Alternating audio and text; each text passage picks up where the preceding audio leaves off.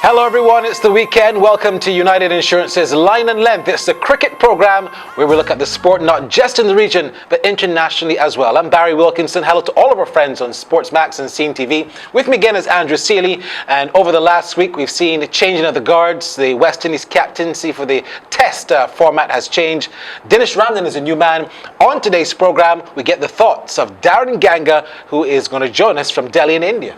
Well, certainly, and Daren Ganga knows Dinesh Ramdin quite well. They played together for many a year, and I'm pleased that we have confirmed Ramdin as the new West Indies captain. I think it's a new era for West Indies cricket.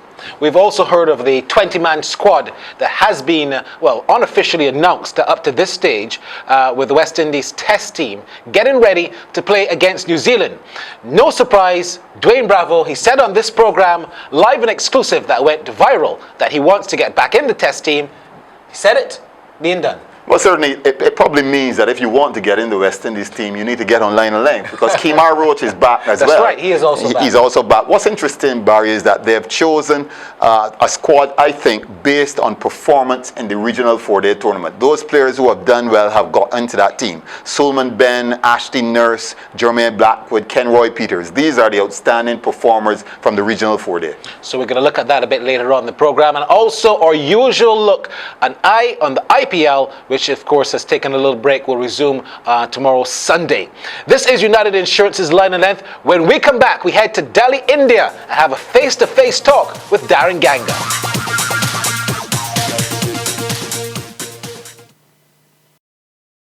When you are insured with United Insurance, you know you're in safe hands, because our AM Best Excellent rating means that we have the financial strength and stability to protect your prized possessions. Rely on the company that understands your needs for property, motor, business, and marine insurance. For all your general insurance needs, choose United Insurance.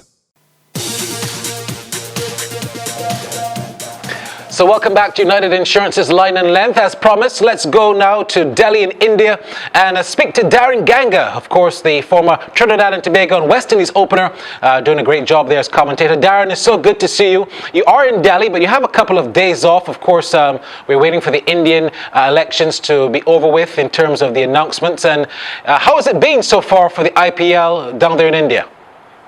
Well, it's been good on the field.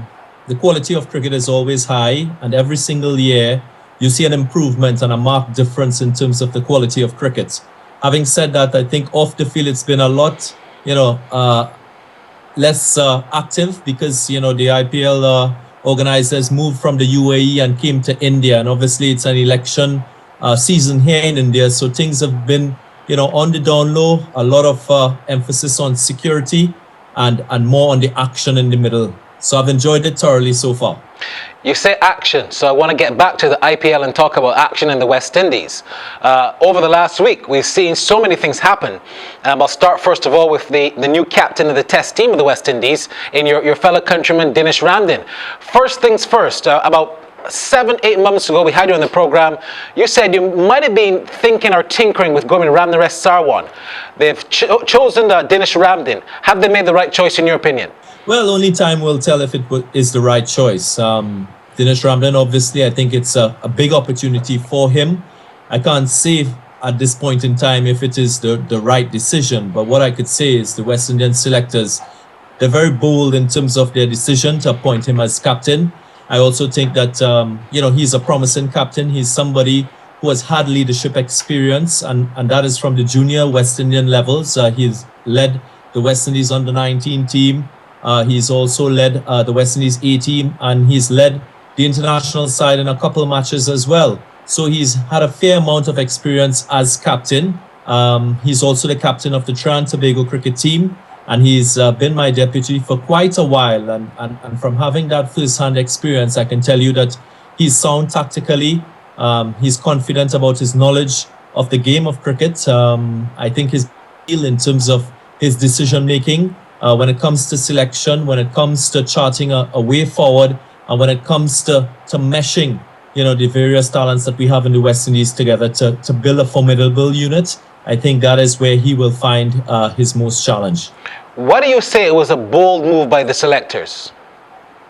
Because obviously, I think when you look at our cricket and you look at what has happened in the last couple of years, you would have seen that we've we've moved from having one captain across formats to breaking that down to having two captains, and then eventually we're at a stage where we have a captain for each of the versions. We have a different captain, obviously, for the 50 over game. We have Daren Sami, who has retained the captaincy for T20, and now we have Dinesh Ramdin. I think it's bold because I don't believe that the West Indian setup requires 3 individual captains for the 3 different versions. I think that from that very first decision to appoint Dwayne Bravo as the captain of the 50 over the wall, so to speak, for Daren Sami, in my estimation, at that point in time, I think Daren Sami had done a fantastic job with taking our cricket from where it was. And as a matter of fact, I believe that 50 over cricket and T20 cricket, especially with the given talent that we have in the Caribbean, there is not much differentiation in terms of players and players suited for each of the format. So that is why I would have loved to see one captain lead our 50 over and T20 teams. So would you have continued then with Daren Sami? Of course I would. I think at the time that the decision was made with regard to Dwayne Bravo, there was no reason for Daren Sami to be relieved of the 50 over captaincy. If I could recall correctly, I think the selectors made that decision based on the fact that they didn't want Daren Sami to be burnt out as a player having the responsibility of being captain for the 3 versions of the West Indian teams that we have. So on that sort of backdrop, I say that it is a bold move yet again to appoint another captain in our setup. God forbid if Ramdin is to run out of form, where do we go to? Yeah. Very important, and I make the point that we should have a deputy being appointed at the same time with Dinesh Ramdin, because we don't want to find ourselves in a worse off situation, and by not appointing a vice captain, I think we're still searching for an answer for our test team. Who would be your deputy? Well, I've looked at West Indian cricket for the last year and a half in terms of the young players and the players who you see some potential in terms of leadership. Also, these said players and what sort of role they play in their respective territorial team. And some of the names that jump out at me is obviously Kyron Powell. He's been leading the Leeward Islands team. He's a young player. He's had some success at the test level. He's somebody that I think has a certain amount of maturity, and he has shown signs of being somebody can hold on to leadership and take leadership as something in good stride with his game. Apart from that, I think it's very difficult. Daren Bravo was somebody on the radar, but he is fallen off the boil, so to speak, in terms of performances. But I still feel that we need to make a bold move and appoint a young vice captain and somebody who we can groom, somebody who can learn. I mean, we're not saying that, that is the person that will naturally assume, but you're putting things in place and you're making plans should in case a situation presents itself. All right. Now, Daren, I want to talk a little bit about where you are in the IPL. Let's look at this tournament. We spoke at the beginning about how it has gone from the United Arab Emirates now back to India. I want to talk a little bit about the top performers, especially from the West Indies perspectives. Someone like a Kyron Pollard, Chris Gale, Kevin Cooper, Samuel Badri, Dwayne Smith, who has been batting well. How do you view the West Indies players' presence at this year's IPL? Well, I think that we've represented ourselves well again, not in any sort of big flamboyant manner. The year that Chris Gale scored the most runs and received the orange cap. But Dwayne Smith, in my estimation, he is the standout West Indian player. He's scored 5 half centuries so far. He's really been a big boost for the Chennai Super Kings. Himself partnering with Brendan McCullum at the top of the innings. They've scored a lot of runs for the Chennai Super Kings. He's only second to Glenn Maxwell, who has really sort of taken in this year's IPL. The manner in which he has played his innings, it's breathtaking. I think he has taken T20 cricket to another level in terms of batting, whereas most teams will normally go very hard in the first 6, pull back the throttle a bit, and then go very hard in the last 6 or 7 overs. The style of cricket that the Punjab's 11 is playing, they are actually scoring a lot more runs and at a higher run rate in the middle overs. So from over number 8 to over number 11, 12, whereas most teams will score at 7 or 8 runs at most. They are scoring at 10, 11 runs, and that is why they are able to score totals in excess of 200.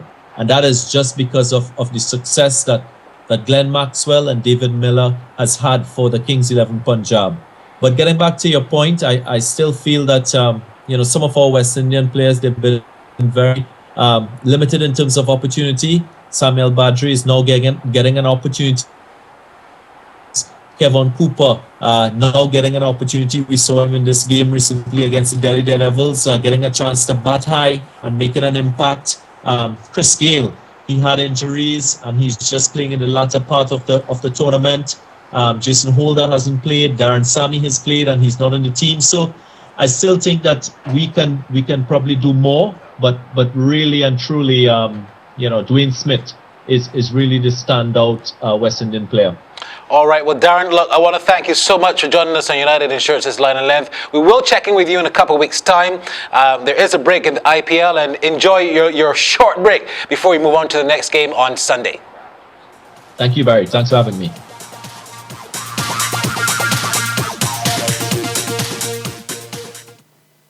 When you are insured with United Insurance, you know what it feels like to feel this safe. Choose the financially strong regional insurance company with the strength and stability to protect your prized possessions. For property, motor, business, and marine insurance, you're in safe hands with United Insurance. Great stuff then from Daren Ganga. I want to thank him. Andrew Seeley rejoins me now as we have a look on the IPL that's ongoing, taking a little break. Let's look first of all, Andrew, at the points tables. Kings 11 Punjab, Chennai Super Kings, and then the Rajasthan Royals. Those two teams at the top, though, are the ones that are running hot.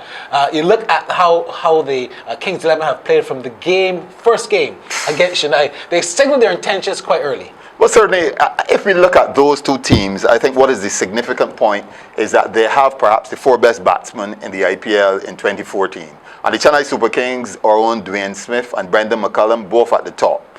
For the Kings 11 Punjab, in the middle, Glenn Maxwell and David Miller. Yeah. And certainly these 4 batsmen are perhaps the ideal in terms of an IPL team. And I think this is the result of good batting performances, making sure that these 2 teams are the ones that are at the top. And certainly they say, they used to say catches win matches, but in the IPL I think runs win matches. And these players are the ones scoring the runs. Yeah, so that's how the IPL is shaping up. We'll resume on Sunday after the short break. The West Indians who have been performing at the IPL. Let's look at the ones that have just come.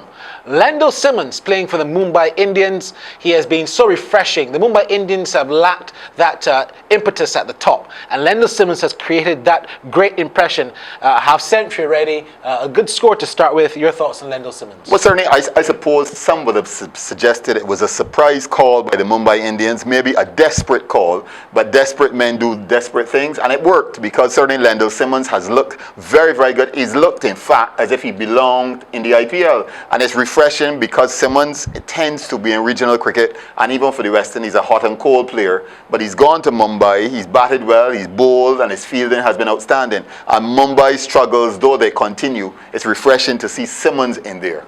Now, Kevin Cooper, and if you hear us continue talking, you would think that we're talking about Trinidad and Tobago because the Trinis have been dominating. Of course, we'll talk about Dwayne Smith a bit later. But Kevin Cooper, as usual, brought in belatedly into the Rajasthan Royals, but as soon as he comes in, he makes a fantastic impact. Match number 2 for him. Delhi, of course, was the opposition. Cooper promoted in number 3, and my goodness, did he bat well, 32 from 16. Interesting call by Rahul Dravid, I imagine, who would have made that call.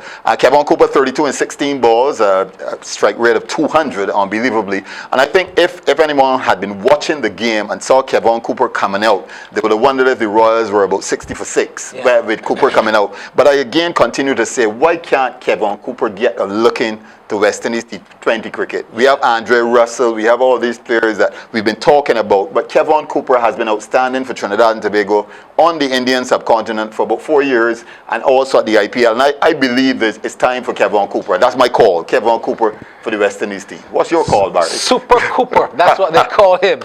Samuel Badri, I think from the time Dwayne Bravo had that injury, and that was in the very first match for Chennai, I was expecting to see a lot more Samuel Badri. Again, belatedly brought in for the Chennai Super Kings, creating an immediate impact. Hasn't picked up 4 or 5 wickets in a hurry, but he has been bowling so steadily. He's been difficult to get away, and he's also has picked up a couple of wickets. Doing what he does best and doing what he normally does for the West Indies, opening the bowling and stifling this flow of runs almost immediately.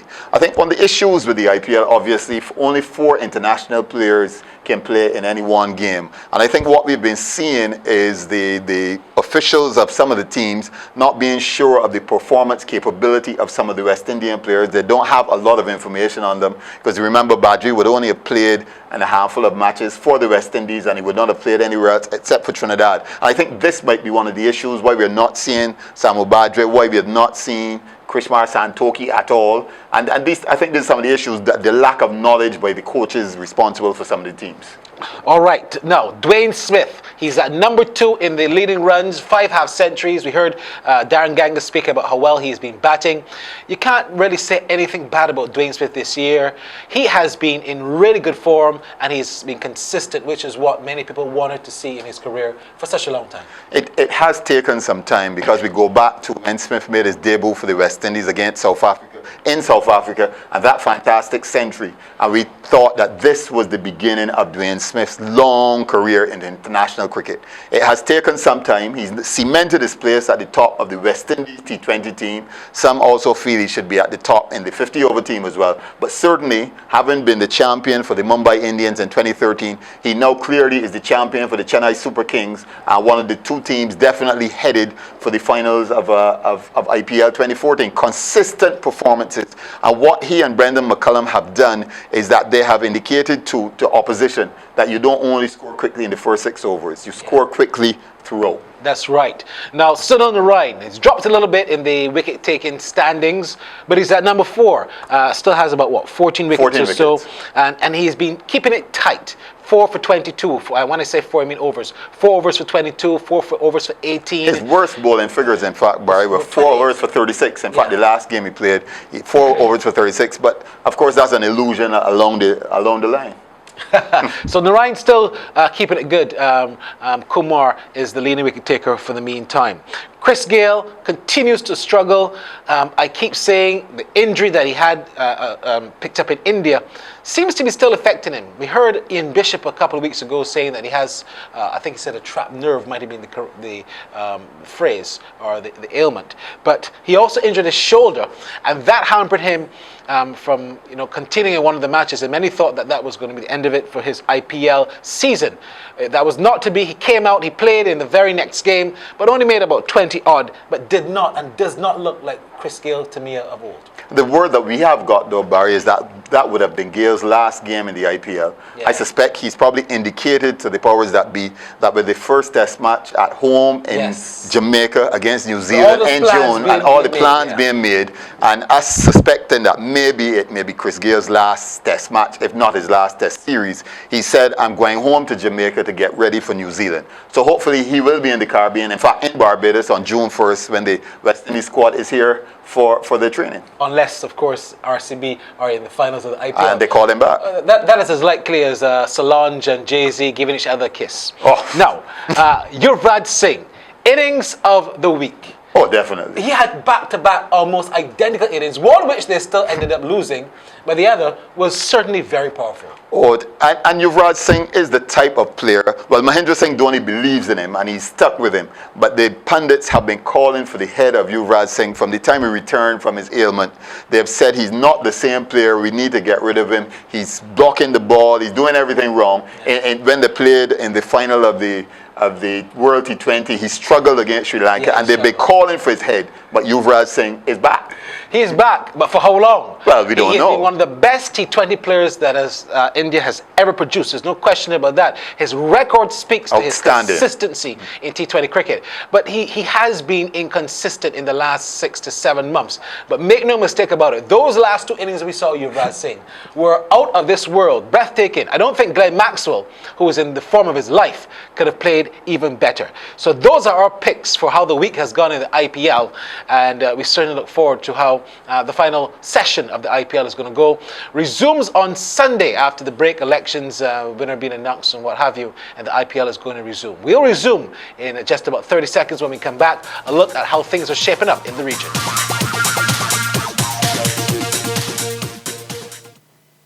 When you are insured with United Insurance, you know what it feels like to feel this safe. Choose the financially strong regional insurance company with the strength and stability to protect your prized possessions. For property, motor, business, and marine insurance, you're in safe hands with United Insurance.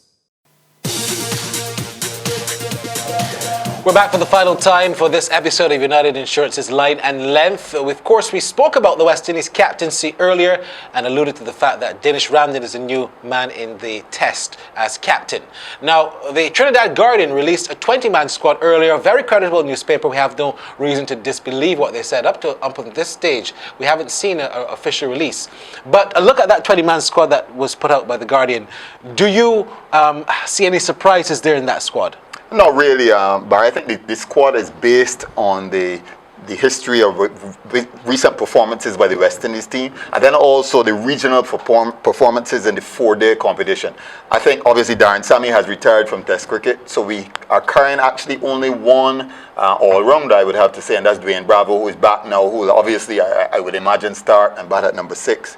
But in terms of performances, it's good to see Jermaine Blackwood from Jamaica in the squad, performed very, very well in the regional 4-day as a new player, scored the most runs, and perhaps he got the place that we would have expected someone like Jonathan Carter, who had been knocking at the door for a while but did not score well in the season. Yeah, he wasn't consistent. The middle order spot that is available has gone to Jermaine Blackwood, and we wait to see if he grabs it with both hands. In terms of bowling, obviously Ken Roy Peters, outstanding bowling for the Windward Islands, who did particularly well in the competition this year. And of course, Ashley Nurse, an outstanding player. He had been viewed initially as a short-form cricketer, T20 mostly, but he came into his own in the regional 4-day. And of course, Suman Ben is back, so that's an interesting selection as well. We play New Zealand on some slow pitches, so we actually have Narayan, Shillingford, Ben, and Nurse. Interesting combination of spin. Yeah. No, we also look at the fact that Shane Dulrich, the young keeper from Barbados, Ramdin is undoubtedly the number one keeper, but he's the only other keeper in the squad. It was interesting to hear Daren Ganga say he believes they should appoint a vice captain. You look at that squad. Thoughts on Dulrich? Thoughts on who should be a vice captain? I think Dulrich should thank his lucky stars. I think he's got a great break. We have tried Chadwick Walton, we have tried Devon Thomas, we have tried Andre Fletcher, a whole series of wicket keepers, and now it's obviously Dulrich's turn. He did bat particularly well in the regional 4-day, scored his maiden century, but I don't think his wicket keeping is up to the standard. It says to me that Ramdin is first choice for sure, so Dulrich is just there for when we play the practice matches. In terms of the vice captaincy, I think a difficult call here. I'd have to agree with Daren Ganga that Kieran Powell is perhaps the one we could look at, but we need perhaps not go too far, because Craig Brathwaite captained Barbados to the championship this year. He's captained at the under 19 level and the under 15 level, so perhaps we may be seeing a toss-up between the two gentlemen who could possibly open for the West Indies in the future, Powell and Brathwaite. That's right. Well, interesting times ahead in West Indies cricket, but when has it ever been dull? When has it ever been boring? It's always some kind of excitement. Well, that's it for our show this week. We look forward to the resumption of the IPL on Sunday, and then we're also going to start doing our prep towards Chris Gayle's 100th Test match, and of course, New Zealand coming next week, just a week after really, to the Caribbean to start their Test series. That's it then for this edition of United Insurance's Line and Length. Continue to stay in touch on Twitter at Line Length, or of course if you want to email us, cricket@lineandlength.net. I'm Barry Wilkinson. Bye-bye for now.